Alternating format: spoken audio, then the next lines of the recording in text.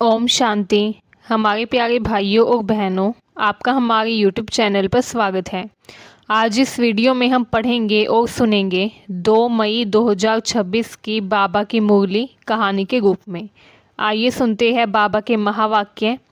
Video को शुरू करने से पहले अगर आपने अब तक हमारे चैनल को सब्सक्राइब नहीं किया है तो कर लीजिए, ताकि हमारी आने वाली हर वीडियो की अपडेट आपको टाइम से मिल सके। आइए सुनते हैं 2 मई 2026 की बाबा की मुरली कहानी के रूप में। ओम शांति। तो आज की कहानी का नाम है विनाश से पहले कर्मातीत बनने की ईश्वरीय तैयारी। बाबा हमें बता रहे हैं कि विनाश होने वाला है, पुरानी दुनिया खत्म होने वाली है, नई दुनिया आने वाली है, तो इसलिए हमें विनाश से पहले कर्मातीत बनना है। आइए सुनते हैं कहानी। संगम युग का वह पावन समय चल रहा था जब परम पिता शिव बाबा अपने बच्चों को अंतिम शिक्षा देने आए थे। मधुबन का वातावरण दिव्य था। चारों तरफ शांति, प्रेम व ज्ञान की लहर थी। हर बच्चा अनुभव कर रहा था कि ये कोई साधारण स्थान नहीं है, बल्कि ईश्वरीय परिवार का घर है। साक्षात ईश्वर का घर है, जहाँ आत्माएं अपने परम पिता से मिलने आती है। जब बाबा प्रेम से कहते हैं तुम मेरे बच्चे हो, तो उन शब्दों की ऐसी कशिश होती कि बच्चों का हृदय भर आता। सम्मुख में बैठकर ये सुनना जैसे आत्मा के लिए अमृत था। बाबा समझाते हैं, मीठे बच्चों, तुम अभी एक अविनाशी यात्रा पर हो। ये ऐसी रूहानी यात्रा है जिसे लौटकर फिर मृत्यु लोक में नहीं आना है। मतलब जब हम यहाँ से चले जाएंगे तो हमें दोबारा यहाँ पर लौटकर नहीं आना है। बाबा ये समझा रहे हैं। तुम आत्माएं इस पुराने शरीर रूपी वस्त्र को छोड़कर नई दुनिया में नया दैवी शरीर धारण करोगी। अब हम पुरानी दुनिया छोड़कर नई दुनिया में जाएंगे, जहाँ पे हमें नया शरीर मिलेगा, दैवीय शरीर मिलेगा। जैसे लक्ष्मी नारायण ने नए सुंदर दैवी वस्त्र पहने हैं, वैसे ही तुम भी नई दुनिया में दैवी रूप धारण करोगे, देवी देवता बनोगे। फिर बाबा बच्चों को याद दिलाते हैं कि ये वर्तमान संसार रावण राज्य है, दुख, अशांति व विकारों का राज्य है। यहाँ हर व्यक्ति दुखी है, अशांत है, हर व्यक्ति का मन अशांत है, हर व्यक्ति विकारों से घिरा हुआ है। अब इसका अंत समीप है। विनाश सामने खड़ा है। प्रकृति और विज्ञान दोनों इस कार्य में सहायक बनेंगे। बड़े बड़े विनाशकारी दृश्य होंगे, युद्ध, प्राकृतिक आपदाएं और हर ओर हलचल होगी। लेकिन बाबा कहते हैं डरना नहीं, ये सब ड्रामा में नूंधा हुआ है, मतलब सब ड्रामा का पार्ट है। विनाश निश्चित है, पर उससे पहले तुम्हें कर्मातीत अवस्था को प्राप्त करना है। बाबा समझाते हैं कि कर्मातीत बनने का एक ही उपाय है, याद की यात्रा।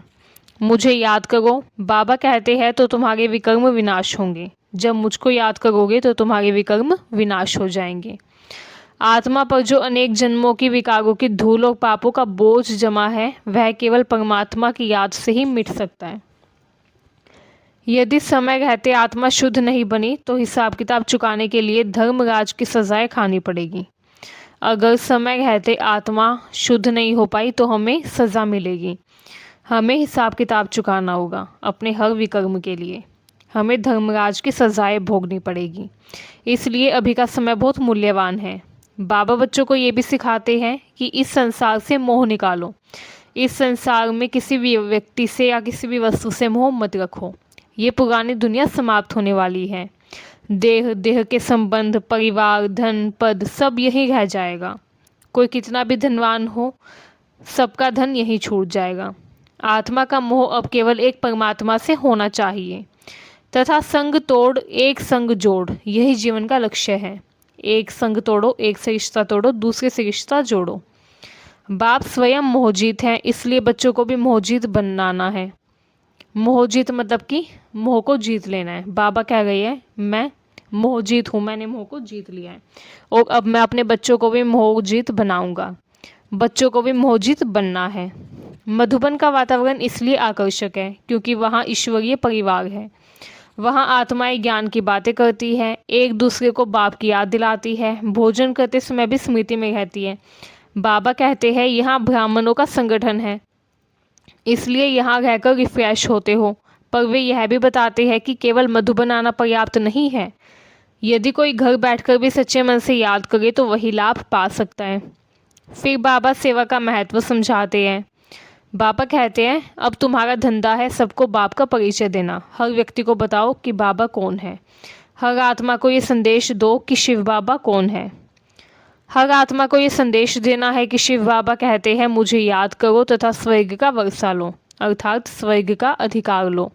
यही सबसे बड़ी सेवा है। अगर हम किसी की सेवा करना चाहते हैं तो हमें कुछ नहीं करना, बस उसको एक बात समझा दो कि हम एक आत्मा है और हमें परमपिता शिव बाबा की शरण लेनी है, शिव बाबा को याद करना है तथा उनसे स्वर्ग का वर्षा लेना है।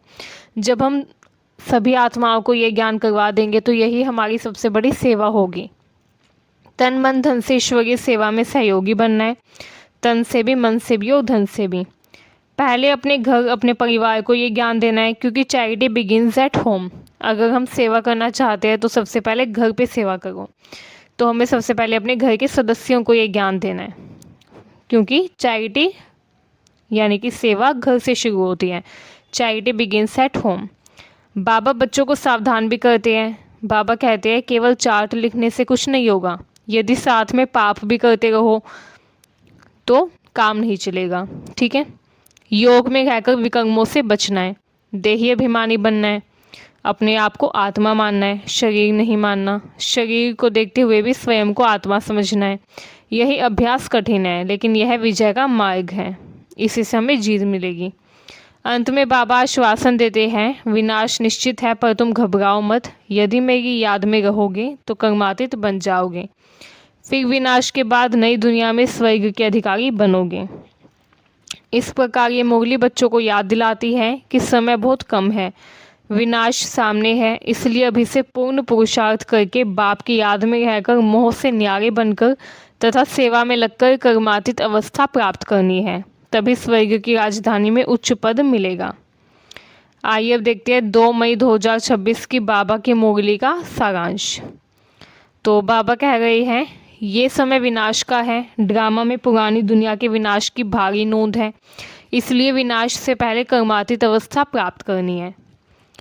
कर्मातीत बनने का मुख्य साधन है बाप की निरंतर याद। अगर हम कर्मातीत बनना चाहते हैं तो उसका एक ही तरीका है कि हम निरंतर बाप को याद करते गए, क्योंकि याद से ही हमारे विकर्म विनाश होंगे। हम आत्माएं अविनाशी यात्रा पर हैं। यह शरीर पुराना वस्त्र है जिसे छोड़कर नई दुनिया में नया दैवी शरीर मिलेगा। वर्तमान संसार रावण राज्य है जहाँ पे दुख व अशांति है। अब इसका अंत होकर राम राज्य की स्थापना होनी है। देह व देह के संबंधों से मोह निकालकर केवल एक परमात्मा से लगन लगानी है, केवल परमात्मा से प्यार करना है। बाप समान मोह जीत बनना है, मोह को जीत लेना है। पुरानी दुनिया के विनाश को साक्षी होकर देखना है, उसमें आसक्ति नहीं रखनी, पुरानी दुनिया से कोई लगाव नहीं रखना। मधुबन व ब्राह्मण परिवार की विशेषता है कि यहाँ ज्ञान का वातावरण है और आत्माएं एक दूसरे को बाप की याद दिलाती हैं। केवल सुनना पर्याप्त नहीं है, घर बैठे भी बाप की याद और मुरली से अभ्यास करके आगे बढ़ा जा सकता है। तन मन धन से रूहानी सेवा करनी है और सबको बाप का परिचय देकर वर्षे का अधिकारी बनाना है। हर आत्मा को संदेश देना है कि शिव बाबा को याद करो। ठीक है। शिव बाबा कहते हैं हर आत्मा को ये संदेश दो कि हर आत्मा शिव बाबा को याद करें। अगर वो शिव बाबा को याद करेंगे तो विकर्म विनाश होंगे, स्वर्ग का वर्षा मिलेगा। बाबा कहते हैं सिर्फ चार्ट लिखना नहीं है, बल्कि वास्तविक जीवन में विकर्मों से बचना है, योग युक्त रहना है। समय बहुत कम है, इसलिए अभी पुरुषार्थ करके आत्मा को सतप्रधान बनाना है ताकि ऊंचा पद मिल सके। तो मुख्य संदेश क्या है आज की मुरली का? आज की मुरली का मुख्य संदेश है विनाश से पहले बाप की याद द्वारा कर्मातीत बनो, मोह से न्यारे बनो, किसी से मोह मत रखो तथा सेवा में लगकर स्वर्ग के अधिकारी बनो। तो ये थी 2 मई 2026 की बाबा की मुरली कहानी के रूप में। मुझे उम्मीद है ये वीडियो आपको अच्छी लगी। अगर आपको ये वीडियो अच्छी लगी हो तो कमेंट में ओम शांति ज़रूर लिखें। धन्यवाद। शुक्रिया बाबा, शुक्रिया। ओम शांति।